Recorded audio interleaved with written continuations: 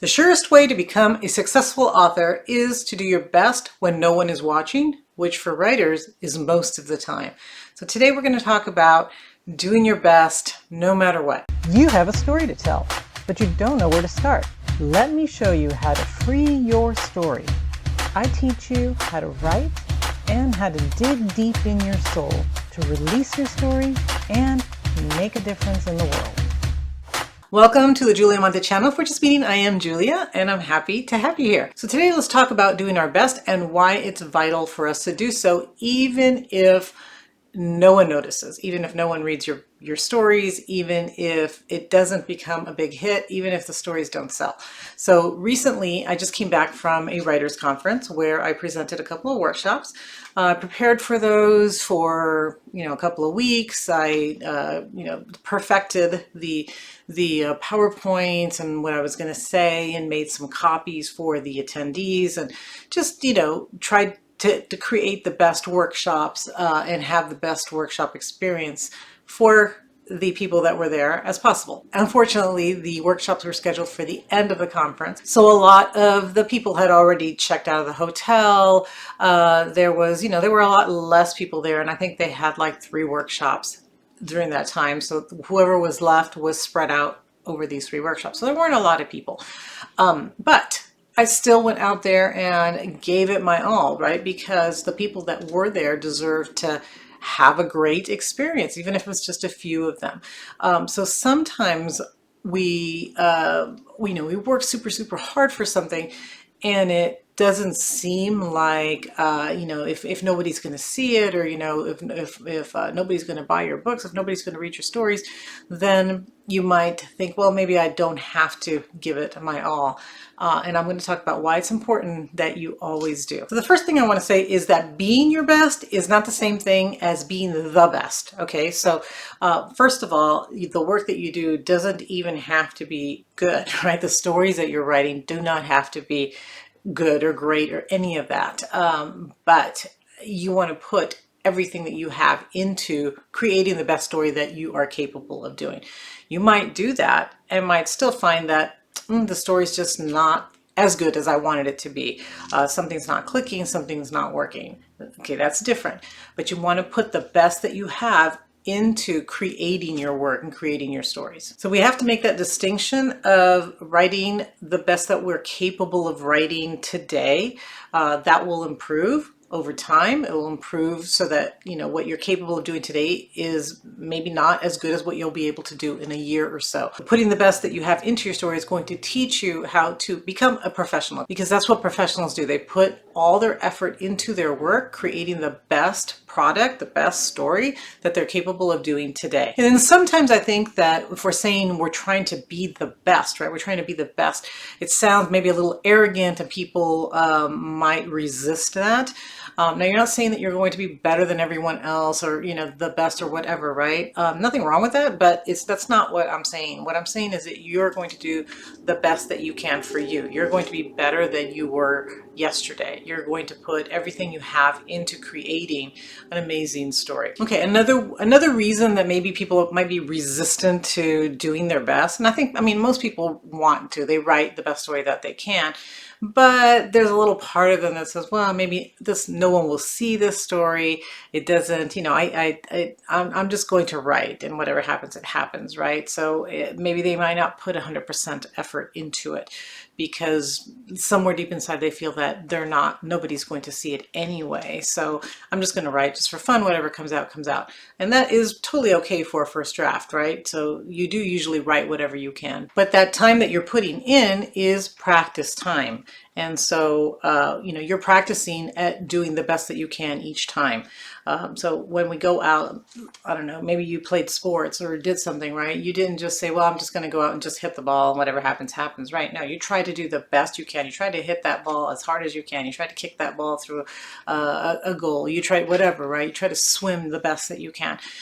Why? Because you're practicing to get better. You're practicing to improve each time. And so you give it 100% because then the next time you are going to get better. That practice makes you better the next time. And honestly, what we're doing when we're practicing, we're trying to do our best, and no one is noticing at that point anyways, because nobody is reading your book. That's okay, because you're really not doing it for the praise anyways, right? So you're not writing so that people can say, oh, this is awesome, this is amazing. I mean, it's great if they do eventually, but the reason that you're writing is because you love writing, because you want to create a great story.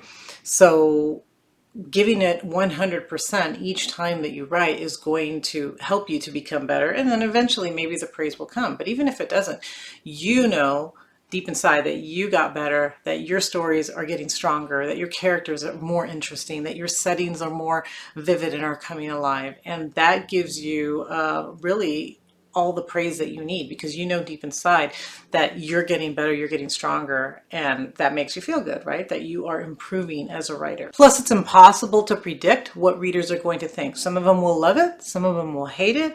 So that's not the point. The point is that you know that you are improving, that you're getting better, that your stories are, that you as a writer are producing better stories and becoming a more effective writer. Now, the next thing we want to consider is that if you don't have an audience right now, if you are thinking, well, nobody's going to notice this anyways, this is the perfect time actually to write and become stronger and better. So each time you write a better story, each time your characters are stronger, more believable, the motivation is their motivation is stronger. All of this, it's better to do this now if you don't have an audience, if you're a brand new writer, because you don't have really the pressure of anybody watching you, right? You don't have an audience already built that is waiting for another story, that is expecting something that, for your story to be better than the previous story, for example. So it gives you an opportunity to make mistakes, to the next time correct those mistakes, make them better. And then the next time after that, you might make another mistake and you correct that and make it better. And each time you're becoming a more effective and a better writer, even before you have an audience, before you have somebody that will notice and appreciate what you're writing. When I first started writing, I had no readers. When I started blogging a few years ago, I had absolutely no readers because I was just starting. And so I practiced. I wrote a few blogs, and I'm a fiction author, so changing to a blog or writing about writing was very new to me.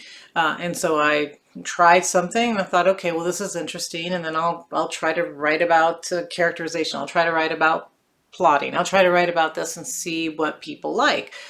So it gave me a chance to write, to learn more, to go back and review my own, my skills and what I'd learned, and be able to transfer that into a nonfiction article for writers. So again, at first I was like, oh, I'm not really sure if this is good, but I'm going to do the best I can. And then the next time it's like, oh, I'm going to try this better, and I'm going to have shorter paragraphs because it's online reading and you need to have shorter paragraphs, and I'm going to try this and that, right? I'm going to try having more images. I'm going to try taking less images. But everything I did, I kept trying to improve what I did last time. Now, one of the big reasons that I think you want to do your best, obviously to become a better writer, but also I think it builds character and integrity that you're going to do well, whether anyone notices at all.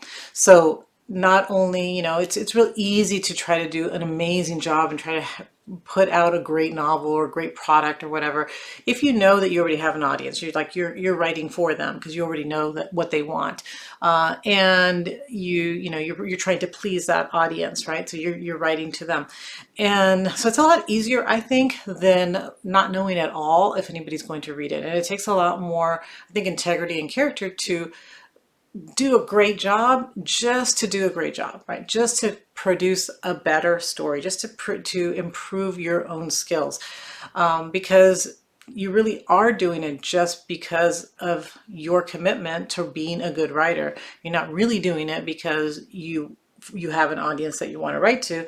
You're doing it because you love writing and you want to be a better writer. So I think it shows that commitment. It shows that you are dedicated to the craft of writing, and to your improvement as a writer. It also teaches you not to be motivated by those external rewards, right, of reader praise or money or anything else. It's more of that intrinsic reward of knowing that you are producing something that you love and that you're creating something good because you love it and for the art of writing. But are there external rewards to doing your best? Yes, usually there are.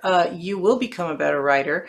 You will become stronger, and people will notice eventually, right? So I started off with 0 people that are reading my blogs, and now I have, I think, close to 1,000. Not a million, but I'm growing. I also don't blog all the time or every day, but it's slowly growing, right? So that's fantastic. Same thing with my novels, right? So had 0 readers, now I have, I don't know, 10. I have a few, right?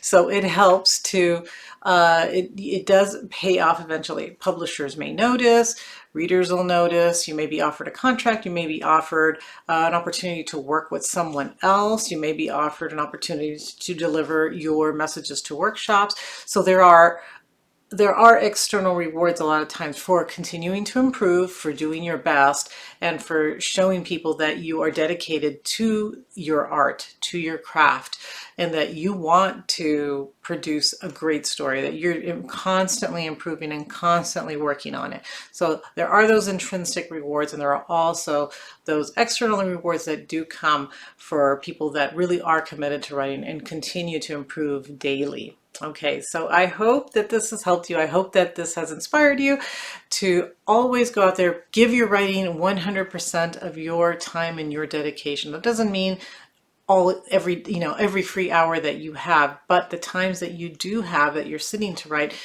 give those to turn everything else off, focus on your work, focus on getting that story as great as you can, because you love the story, because you love writing. So I hope that this message inspires you a little bit. If it does, please give it a thumbs up, share it, subscribe to the channel, and I'll see you again next week.